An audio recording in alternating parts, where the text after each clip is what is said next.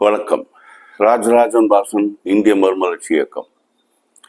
ராஜராஜன் தர்பார் நாட்டில் நடக்கும் நிகழ்ச்சிகள், பத்திரிகை செய்திகள் ஆகியவற்றை பற்றி என்னுடைய கருத்துக்களை மக்கள் மன்றத்தில் பகிர்ந்து கொள்ளும் நிகழ்ச்சி. இன்றைய தினம் பெருந்தலைவர் காமராஜ் அவர்களுடைய பிறந்த தினம். அந்த மாபெரும் தலைவரை பற்றி என் மனதில் ஏற்படும் கருத்துக்களை உங்களுடன் பகிர்ந்து கொள்ளலாம் என்று நினைக்கிறேன். சுதந்திர போராட்ட தியாகி, தமிழகத்தின் உயர்வுக்காக பாடுபட்டவர் ஆகிய அவரை பற்றி இந்த தினத்தில், அவருடைய பிறந்த தினத்தில் அவரை பற்றி சிலர் நினைவு கூறுவது நம்முடைய கடமை ஆகும் என்ற வகையில் இன்றைக்கு இந்த பதிவை நான் வெளியிடுகிறேன். இதுல நிறைய விஷயங்கள் நம்மளுக்கு ஏற்கனவே தெரிஞ்ச விஷயங்களா கூட இருக்கலாம். ஆனாலும் ஒரு ஃபியூ மினிட்ஸ் அந்த பெருந்தலைவருக்காக ஸ்பெண்ட் பண்றதாக நினைத்து கொண்டு அவருடைய கருத்துக்களை நம் மனதில் ஈர்த்த வேண்டும். ஆகவே அந்த வகையில் அவருடைய கருத்துக்களை இங்கு நான் பகிர்ந்து கொள்கிறேன். காமராஜ் அவர்கள் இதே 15 ஜூலை 1903 விருதுநகர் மாவட்டத்தில் குமாரசாமி நாடார் அவர்களுக்கும் சிவகாமி அம்மை அவர்களுக்கும் மகனாய் பிறந்தவர். அவருடைய பெற்றோர் வைத்த பேர் பார்த்தா காமாட்சி என்ற பேர் தான் முதல்ல வைக்கிறாங்க. ஆனால் வீட்டில் அவரை செல்லமா ராஜா அப்படின்னு கூப்பிடுவாங்க. இது அப்படியே நாளடைவில் இணைந்து காமாட்சி ராஜா, அப்படியே காமராஜா மாறியவர் அவர். அவருடைய சின்ன வயசுலயே அவரோட தந்தை தேங்காய் வியாபாரம் செய்து கொண்டிருந்தார். ஆனால் அவர் காமராஜர் சின்ன வயதில் இருக்கும்போது அவர் தந்தை இறந்து விடுகிறார். அவருடைய தாத்தா தந்தை அவரும் இறந்து விடுகிறார். ஆக இவங்களை பார்த்துக்கிறதுக்கு அங்கே யாருமே இல்லாத காரணத்தினால் இவர் தன்னோட 12 வயசு பக்கத்திலே இவர் ஸ்கூல்ல அதுக்கு மேல கண்டினியூ பண்ண முடியாத ஒரு நிலை காமராஜுக்கு ஏற்படுகிறது. ஸோ அவருடைய அம்மா, அவங்களுடைய பாட்டி, அவங்களுடைய அரவணைப்பில் அவங்களுடைய காப்பாற்ற வேண்டும் என்ற ஒரு வகையில ஸ்கூல்ல போய் படிக்கிறதுக்கு முடியாமல் அவருடைய சொந்தக்காரர் அங்கிள், அவர் கருப்பைய நாடார் என்று சொல்லக்கூடிய அவருடைய அங்கிள் மாமா, அவருடைய கடையில துணி கடையில வேலைக்கு போறாரு காமராஜர். ஸ்டார்டிங்ல ஸ்கூலுக்கு போவாரு. அந்த ஸ்கூலுக்கு போக வேண்டிய வயதில் சம்பாதிக்க வேண்டும் என்ற காரணத்தினால் வீட்டை காப்பாற்றுவதற்காக துணி கடையில வியாபாரத்துக்கு போறார். அந்த சமயத்துல இங்க அன்னி பெசன்ட் அம்மையார், நம்ம ஹோம் ரூல் என்று சொல்லக்கூடிய அந்த இதை இயக்கத்தை சுதந்திர இந்தியாவுக்காக அவர் சில குரல் கொடுக்கிறார். அப்புறம் இந்த சுதேசமித்திரன், பாரதியாருடைய கவிதைகள், பாரதியாருடைய கட்டுரைகள், இதெல்லாம் அவருக்கு அவர் மனதை ஈர்க்குது காமராஜுக்கு. அதில் சுதந்திர போராட்டத்தை நோக்கி அவருடைய மனம் அந்த லைன்ல நிற்க ஆரம்பிக்குது. அந்த சமயத்துல 1919 அந்த பீரியட்ல ரவுலட் சட்டம், அதுக்கப்புறம் ஜாலியன் வாலாபாக், இதெல்லாம் இதுல வருது. மக்கள் பிரிட்டிஷ் அரசாங்கத்துக்கு எதிராக புரட்சி செய்வதற்காக இருக்கிறாங்க.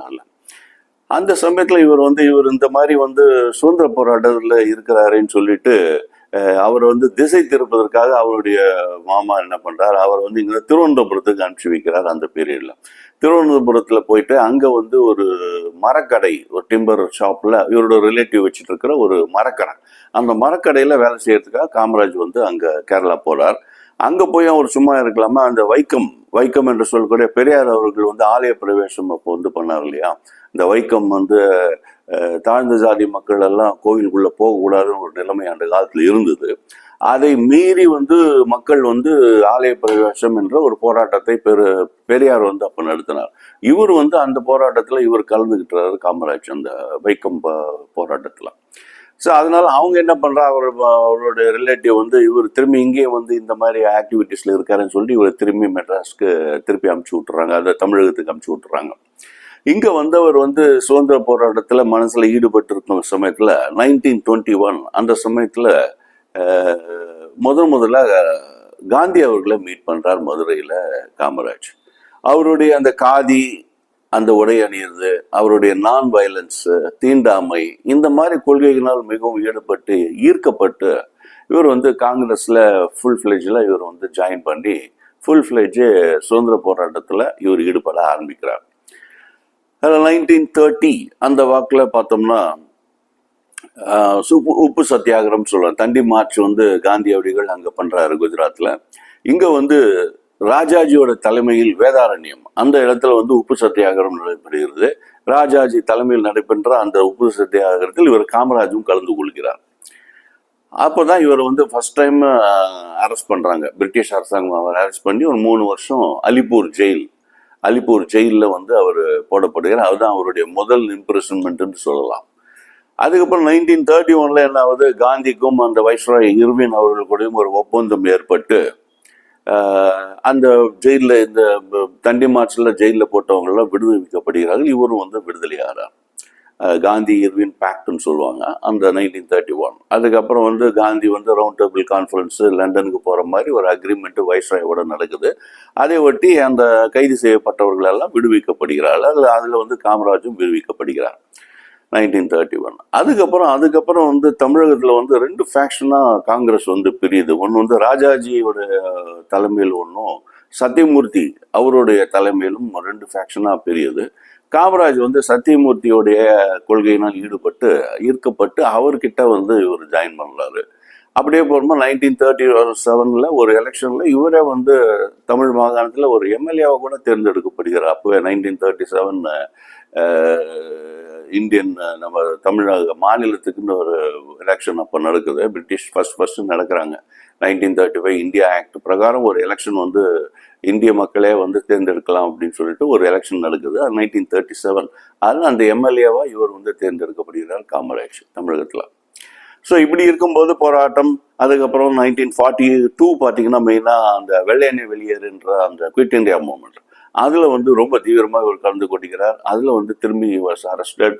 3 வருஷம் அவர் வந்து லாங்கஸ்ட் பிரிசன் சொல்கிறார். அதுதான் கடைசியில் அவர் ஜெயிலில் இருந்த, சுதந்திர இந்தியாவில் ஜெயிலில் இருந்தது அந்த டைம் தான்.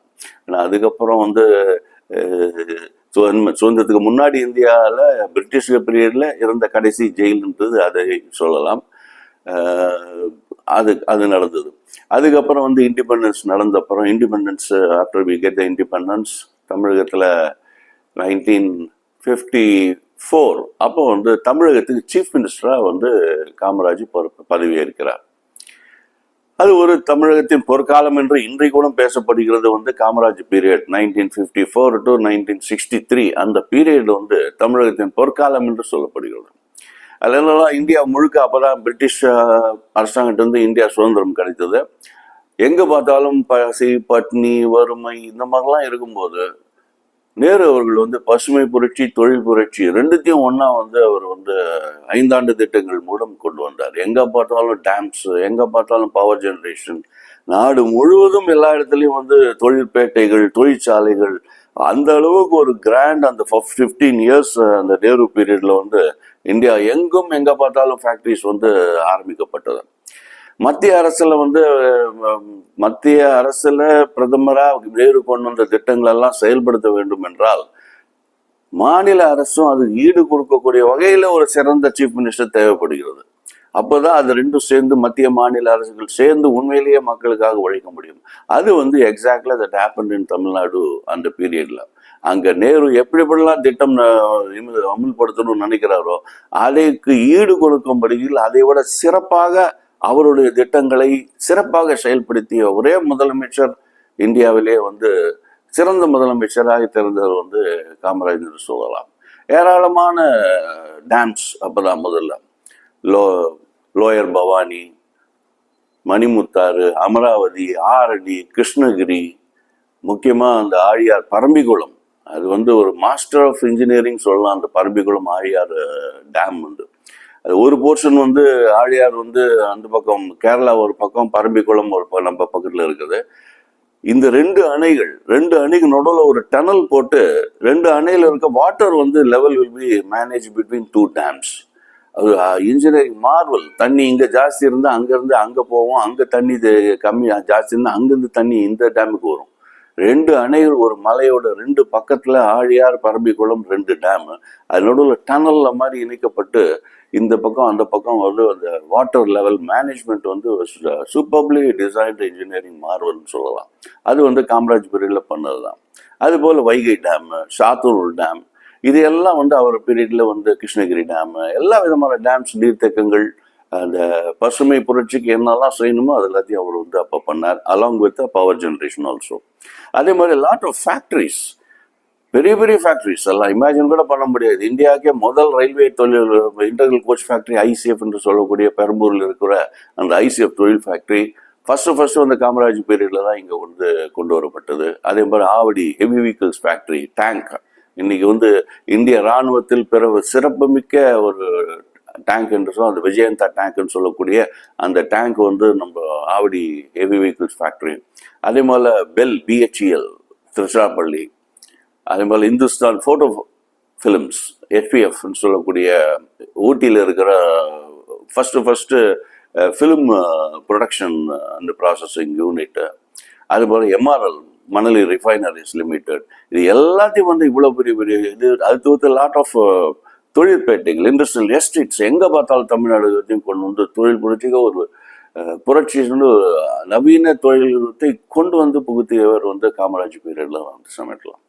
அதில் முக்கியமாக பார்த்தோன்னா எஜுகேஷன்ஸ், அந்த டைமில் வந்து பார்த்தீங்கன்னா அவர் வந்து எவ்ரி 3 கிலோமீட்டர்ஸ்ல ஒரு ஸ்கூல் இருக்கணும்னு சொல்லிட்டு அவர் ஒரு புது திட்டத்தை கொண்டு வந்து அது பிரகாரம் கிட்டத்தட்ட 12,000 பள்ளிக்கூடங்கள், கிட்டத்தட்ட ஒரு 5 வருடத்துல 12,000 பள்ளிக்கூடங்களை திறப்பதுங்கிறது ஒரு சாதாரண விஷயம் கிடையாது. தமிழகத்தில் திறந்தார் 12,000 பள்ளிக்கூடங்கள் வந்து அவருடைய பீரியட்ல வந்து திறக்கப்பட்டது. அதுக்கப்புறம் உயர்கல்வி, அதெல்லாம் பார்த்தோம்னா அந்த சிறுவர்கள் படிப்புடைய சதவீதம் பார்த்தோம்னா இந்தியாவிலேயே உயர்ந்தது இருந்தது. அதுவும் வளர்ச்சி பார்க்கும்போது இவர் வந்து 1951 வந்து தமிழகத்தின் இந்த சிறுவர்கள் படிப்பு விகிதம் வந்து 16% இருந்தது. இவர் 61 அந்த வாக்கில் பார்க்க 10 வருஷத்துல 38%, ஆல்மோஸ்ட் மோர் தேன் டபுள் அந்த படிப்பு விகிதம் வந்து சதவிகிதம் 2 மடங்கு அந்த 10 வருடத்தில் வந்து உயர்ந்தது. இந்தியாவில் வேறு எந்த மாநிலத்திலும் அந்த மாதிரி இல்லை என்று சொல்லலாம். அதை தவிர்த்து 1959 நம்ம ஐஐடி மெட்ராஸ் ஜெர்மன் டெக்னாலஜி கொலாபரேஷனோட ஐஐடி மெட்ராஸ் வந்து ஸ்டார்ட் பண்ணது வந்து மெட்ராஸ் அவரோட பீரியட்ல. இதுபோல் கல்வி, தொழிற்சாலை, நீர்த்தேக்கம், டேம்ஸ், பவர் ஜென்ரேஷன், இன்ஃப்ராஸ்ட்ரக்சர் ஆகியவற்றில் எல்லா விதத்திலையும் வந்து தமிழகத்தை உயர்த்தி இன்றைக்கு அந்த கட்டமைப்புக்கு அடித்தளம் அமைத்தது வந்து காமராஜ் அவர்களுடைய காலம் தான். இது வந்து தமிழகத்துல இருந்தார். அதுக்கப்புறம் வந்து 1963 அந்த வாக்கில் வந்து அவர் ஒரு திடீர்னு ஒரு புதுசாக ஒரு திங்க் பண்ணார் அவர். அதாவது இந்த கோபுரம், அரசுன்ற இந்த கோபுரம் வந்து நம்ம காங்கிரஸ் நம்ம வந்து கட்டின இந்த கோபுரம், இந்த இன்றைக்கு இந்த இந்திய அரசாங்கம் சரி தமிழக அரசாங்கம் எதுவாக இருந்தாலும் இந்த கவர்மெண்ட் செட்டப்பை வந்து நம்ம காங்கிரஸ் பார்ட்டி வெளியில இருந்து நம்ம கட்டியிருக்கோம். அது உள்ளே நம்ம உட்கார்ந்துட்டு இருந்தா அதுல இருக்கிற நெளிவு சுழிகள்லாம் தெரியாது, அதுல இருக்க குறைகள் நம்ம கண்ணில் படாது. ஆகவே மூத்த அரசியல்வாதிகள் யாரும் வந்து கவர்மெண்ட் போஸ்ட்ல இருக்கக்கூடாது, கவர்மெண்ட் போஸ்ட்ல இருந்து வெளியில வந்து பார்ட்டிக்காக வேலை செய்யணும், அரசாங்கம் எப்படி நடக்குதுங்கிறத கவனித்து அரசாங்கத்தை நடத்துபவர்களுக்கு ஒரு வழிகாட்டியாக இருக்க வேண்டும் என்று ஒரு பிளான் கொண்டு வருது. காமராஜ் பிளான், கே பிளான் என்று சொல்வார்கள். அதன் மூலம் அதன் அடிப்படையில் இவர் என்ன பண்றார், 1963 வந்து சீஃப் மினிஸ்டர் போஸ்ட்ல இருந்து ரிசைன் பண்றார். 2 அக்டோபர் 1963 இந்த போஸ்ட்ல இருந்து அவர் வந்து சீஃப் மினிஸ்டர் போஸ்ட்ல இருந்து ரிசைன் பண்ணி மற்றவங்களுக்கு வழி விடுறார். அந்த அதே போல அவரை ஃபாலோ பண்ணி இந்தியா முழுக்க கிட்டத்தட்ட ஒரு 6க்கும் மேற்பட்ட மத்திய அமைச்சர்கள் ரிசைன் பண்றாங்க. அதே மாதிரி மற்ற சீஃப் மினிஸ்டர்ஸ், மற்ற ஸ்டேட் சீஃப் மினிஸ்டர்ஸ், ஒரு 6 chief ministers, Congress chief ministers காமராஜரை ஃபாலோ பண்ணி அவங்களும் ரிசைன் பண்றாங்க. ரிசைன் பண்ணி பார்ட்டி ஒர்க்கு போயிட்டு யங்ஸ்டர்ஸ்க்கு வந்து மற்றவர்களுக்கு வழி விட்டு அந்த அரசாங்கத்தை வழிநடத்தும் ஒரு பொறுப்புல வந்து இருந்தாங்க. அதுல Kamaraj role very very important. இவர் காங்கிரஸ் பிரசிடென்ட் ஆகிறாரு. அந்த பிரசிடென்ட் ஆன போது தான் ஒரு குரூஷியலா சில விஷயங்கள் நடக்குது. மெயினா பார்த்தா 1964 வந்து பிரதமர் ஜவஹர்லால் நேரு மறைகிறார். இந்தியாவுக்கு அடுத்த பிரைம் மினிஸ்டர் யாரு கொண்டு வருதுன்றத முயற்சிட்டு இருக்கிற சமயத்துல இவர் லால் பகதூர் சாஸ்திரியை வந்து இவர் பிரதமர் ஆக்குறாரு. அவர் எல்லாரும் அதை ஏற்றுக்கொள்கிறார்கள். அவர் எத்தனையோ மொரார்ஜி தேசாய் மற்றவங்களாம் கூட இருந்தால் கூட இவர் வந்து இவரோட சொன்னதை வந்து ஏற்றுக்கொண்டு அவரை வந்து லால் பகதூர் சாஸ்திரியை பிரைம் மினிஸ்டரா கொண்டு வராங்க. அதே மாதிரி அவர் கொண்டு வந்த 2 வருஷத்துல லால் பகதூர் சாஸ்திரம் மறந்து விடுகிறார் துரதிருஷ்டவசமாக. தாஷ்கண்டுக்கு ஒரு ஒப்பந்தம் போகிறாரு, பாகிஸ்தான் கூட ஒப்பந்தம் செய்யறதுக்கு வர வழியில் தாஷ்கண்டில் அவர் வந்து இறந்து விடுகிறார். அவர் மறைந்த உடனே திருப்பி ஒரு வெற்றிடம், இந்தியாவில் பிரதம மினிஸ்டர் இல்லாமல் யார் அடுத்த பிரதம மந்திரின்ற ஒரு கேள்வி வரும்போது தைரியமாக இந்திரா காந்தி அம்மையார், நேருவோட மகளை வந்து பிரைம் மினிஸ்டராக அவர் அனௌன்ஸ் பண்ணுறாரு. எவ்வளவோ அப்போசிஷன் சில பேர் வந்தாலும் கூட கடைசியில் இவர் சொல்றது எல்லாம் ஏற்றுக்கொண்டு அவரை வந்து பிரைம் மினிஸ்டராக கொண்டு வந்தாங்க. இது 1966. ஸோ அதுக்கப்புறம் வந்து இந்திரா காந்தி பிரைம் மினிஸ்டர் ஆனாங்க. அதுக்கப்புறம் வந்து கொஞ்சம் ஸ்லைட்டாக செட்பேக். அதுக்கப்புறம் இவங்களுக்கும் காமராஜுக்கும் இந்திரா காந்திக்கும் சம் ரிஃப்ட். அதனால என்ன ஆகுது, ஜெனரல் எலெக்ஷன்ஸில் 1971 ஜெனரல் எலெக்ஷன் இவருக்கு சொல்கிற அதுக்கு முன்னாடி வந்து இந்த பிரசிடென்ட் எலெக்ஷன் நடக்கும்போது இந்திரா காந்திக்கும் காமராஜுக்கும் சில வேறுபாடு. யாரை வந்து பிரசிடெண்ட்டாக கொண்டு வர்றது, விவி கிரியா சஞ்சீவ் ரெட்டியா அப்படின்ற போது காமராஜ் வந்து சஞ்சீவ் ரெட்டியை வந்து பிரசிடெண்ட்டாக ப்ரொப்போஸ் பண்ணுறார். ஆனால் இந்திரா காந்தி அம்மையார் வந்து விவி கிரிக்கே வேலை செஞ்சு விவி கிரியை வந்து பிரசிடெண்ட்டாக கொண்டு வரோம். இதனால ரெண்டு பேருக்கும் ஸ்பிளிட் ஆகி காங்கிரஸ் ரெண்டாக பிரியுது.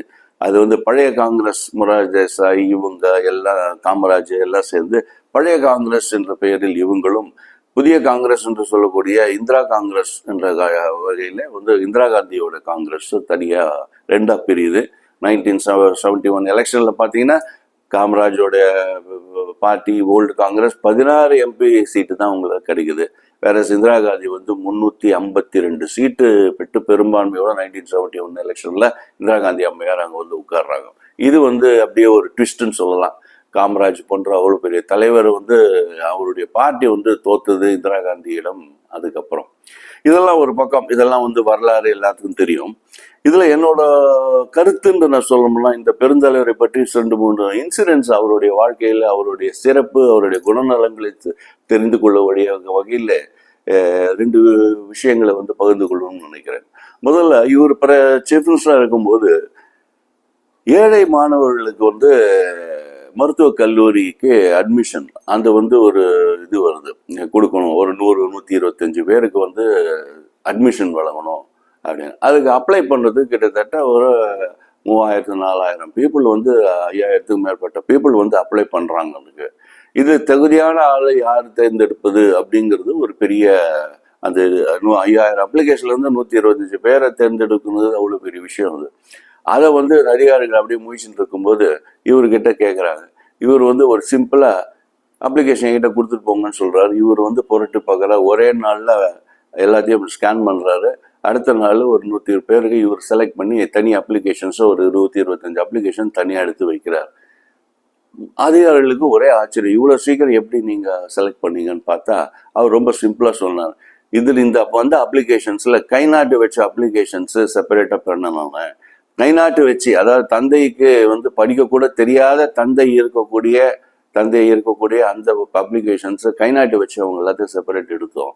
அதுதான் இன்னைக்கு வந்து நான் செலக்ட் பண்ணுறேன் அப்படின்னு சொல்லிட்டு ஒரு சாமானிய ஒரு திறமைன்றது அடிப்படையில் இல்லாமல் மனிதாபிமான அடிப்படையில் ஒரு சாமானியனாக இருந்து அவ்வளோ பெரிய செலெக்ஷன் ப்ராசஸ் அவர் வந்து ஒரு 1 டேல அவர் கம்ப்ளீட் பண்ணி கொடுத்தாரு ஒரு காமராஜ். அது அவருடைய மனோபாவம், அவருடைய திறமைக்கு அது ஒரு எடுத்துக்காட்டுன்னு சொல்லலாம். அதே போல் அவருடைய மனிதாபிமானம் என்று பார்க்கும்போது நேர்மையான அரசியல், தூய்மையான அரசியல்வாதி அப்படின்னு போது எக்ஸாம்பிள் பார்த்தோன்னா, அப்போ தண்ணி வந்து கொஞ்சம் ப்ராப்ளம் எல்லா இடத்துலையும். வீட்டுக்குள்ளெல்லாம் குழாயில் தண்ணி வராது. எல்லாம் தெருமுனையில் வந்து குழா போட்டு அங்கே போய் எல்லாரும் தண்ணி பிடிக்கிற ஒரு நிலைமை அந்த காலத்தில் இருந்தது. இவரோட சொந்த மாநிலம், சொந்த மாவட்டம் விருதுநகர், இவரோட சொந்த வீட்லேயே அவங்க அம்மா அங்கே தனியாக இருக்கிறாங்க. காமராஜ் வந்து அவர் அம்மாவை பார்க்கறதுக்காக அங்கே போகிறாரு. அப்போ வந்து அதிகாரிகள் என்ன பண்ணுறாங்க, அந்த லோக்கல் பாடி இவங்க வீட்டில் தண்ணி வந்து அவங்க அம்மா வெளியில் போய் தண்ணி பிடிக்கிறது கஷ்டம்னு சொல்லிட்டு அந்த குழாவை வந்து வீட்டுக்குள்ளே ஒரு கனெக்ஷன் கொடுத்து அவங்க அம்மா வந்து வீட்டுக்குள்ளேயே தண்ணி பிடிக்கிற மாதிரி ஒரு குழாவை அமைச்சிட்டு போயிருக்கிறாங்க. காமராஜ் விசிட்டுக்கு அவர் அம்மா கிட்ட பார்க்கும்போது அந்த குழா வந்து வீட்டுக்குள்ளே புது குழா அந்த இதில் இருக்குது.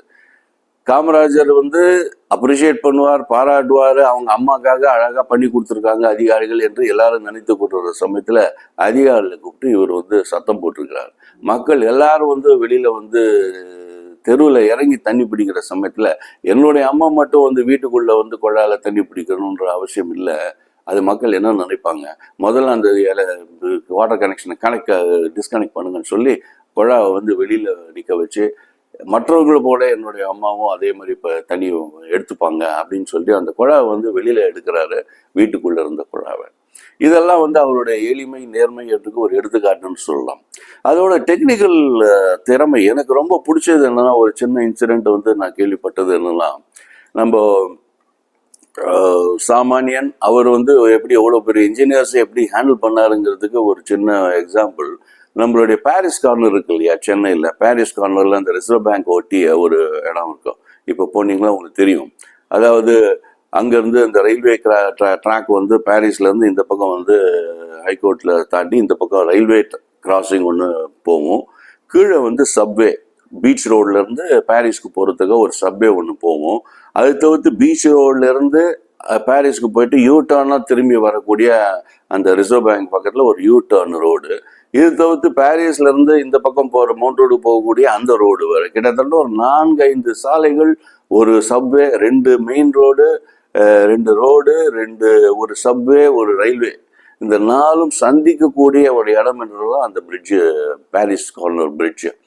அந்த ஹைகோர்ட் ஒட்டி அந்த பர்மா பஜார் அந்த இடம் வருது இல்லையா, அந்த இடம் பர்மா பஜார், ஈவினிங் பஜார், அந்த இடத்துல இதை வந்து கட்டுறதுக்கு அப்போ வந்து 60ஸ்ல இதை பிளான் பண்ணுறாங்க. அவங்களோட நம்ம ஊர் பிடபிள்யூடி இன்ஜினியர்ஸ்னால ரொம்ப காம்ப்ளிகேட்டடாக இருக்கு. அந்த மாதிரி இந்த மாதிரி டிசைன் பண்ண முடியாது. ஒரு சப்வே, ஒரு யூ டர்ன், இது ஒன்று, அப்புறம் அந்த பக்கம் ரோடு, இதெல்லாத்தையும் சேர்ந்து டிசைன் பண்ணுறது ரொம்ப கஷ்டமாக இருக்குன்னு சொல்லிட்டு ஃபீல் பண்ணி they said it is not feasibleங்கிறது அந்த ப்ராஜெக்டை கைவிட்டுறாங்க நம்மளுடைய தமிழ்நாடு இன்ஜினியர்ஸ். அதுக்கப்புறம் அவங்க என்ன பண்ணுறாங்க, சென்ட்ரல் பிடபிள்யூடின்னு சொல்லிட்டு டெல்லியிலேருந்து இன்ஜினியர்ஸ் வல்லுநர்களை வர வைக்கிறாங்க தமிழ்நாடு அரசு.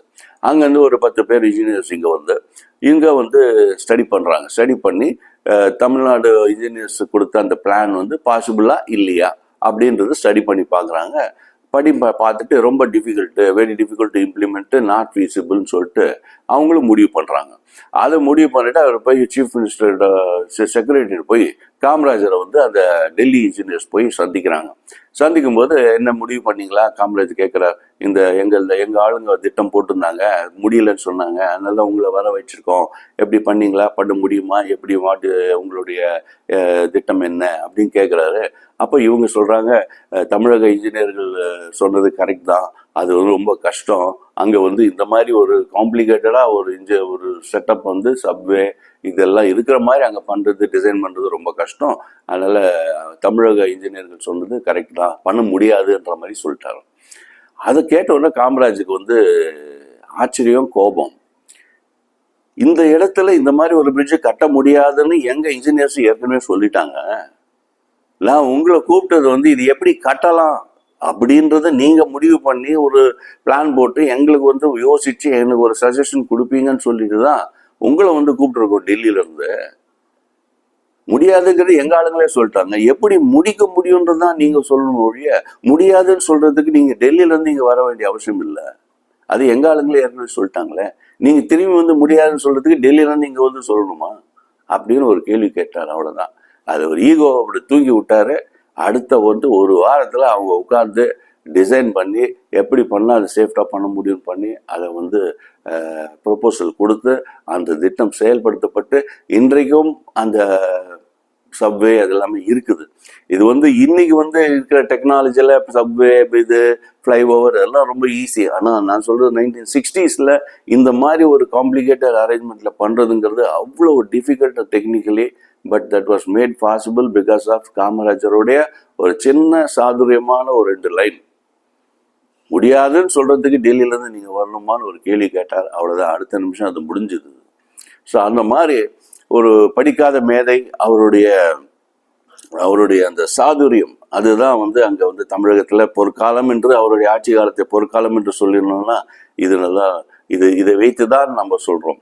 இதில் ஒரு ஆன்டி கிளைமேக்ஸ் அவருடைய லைஃப்பில் பார்த்தோம்னா, இவ்வளோ சிறப்பாக ஆட்சி செய்து இவ்வளோ அந்த அளவுக்கு மக்களுடைய நல் மதிப்பை பெற்றவர், மதிப்புமிக்க மரியாதை உள்ள தலைவர். அதுக்கப்புறம் அவர் செஞ்சது தொழிற்சாலைகள், தொழிற்பேட்டைகள், அதுக்கப்புறம் வந்து டேம்ஸு, பவர் ஜென்ரேஷன், ஃபேக்ட்ரிஸ் எல்லாம் கொண்டு வந்து தமிழகத்தை பொற்காலமாக ஆட்டியவர் அவர். அதில் வந்து ஒரு மாற்று கருத்து இல்லை, எல்லாருக்கும் தெரியும். ஆனால் 1967 ஜெனரல் தமிழ்நாடு எலெக்ஷன் போது டிஎம்கே அப்பதான் உள்ள வருது. இந்த ஆன்டி இந்தியா எஜுகேஷன் இந்த மாதிரி 2-3 காரணங்களை வைத்து இவர்கள் வந்து ஆட்சிக்கு அரசியலுக்கு வருகிறார்கள். அப்போ வந்து காமராஜர் அவருடைய சொந்த தொகுதி அந்த இடத்துலயே அவர் வந்து தோற்கடிக்கப்படுகிறார் மக்களால். அவருடைய சொந்த கான்ஸ்டிடுவன்சில அவர் வந்து சட்டமன்ற தொகுதியில் அவர் வந்து தோற்கடிக்கப்படுவது தான் உண்மையிலேயே ஆன்டி கிளைமேக்ஸ் வந்து வருத்தத்துக்குரிய ஒரு விதம் என்ற விஷயம் என்று சொல்லலாம். அதுவும் அண்ணா அவர்கள் வந்து என்ன நினைக்கிறாருன்னா, காமராஜர் வந்து தோற்கடிப்பது டிஎம்கேவுடைய நோக்கம் அல்ல, ஆகவே அவருக்கு எதிர்க்க இவர் வந்து கேன்வாஷிங் கூட போகவில்லை என்று சொல்லப்படுகிறது.